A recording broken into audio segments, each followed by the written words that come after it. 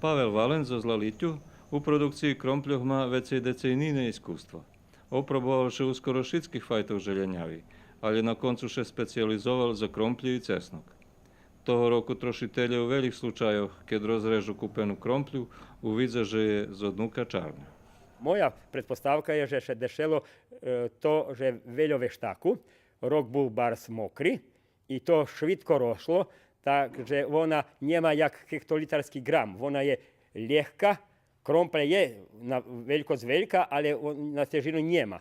I tam se dešelo, že nije bila, može biti dost zaštita, a ona švitko rošla i da što se izdešavalo.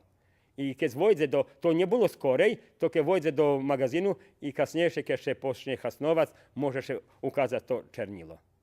Ali to nije horota, to je daco predozirane. Alebo već se vodi, menje slunka, a ta nie dešelo še da bude kvalitet. To še šmeko zumova zlem nje vypatra na oko, kaže še boji, že to horota. Nie, to nie žadna horota, ale najlepše nie kupovať takú kromplju. Ale to nie možná, dok še ne otvori. A nie mož. Zato keď kupi se meščo kromplji, taka jedna deklaracija, tu piše. Evo, to piše tu.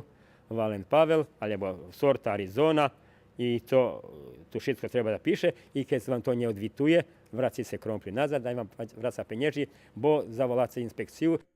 Valent nema problem so ščernjenjem krompljoh, bo usovršil produkciju, a tiži plasman, ta preto je ovo krompljem u predavalnjoh cena najviša.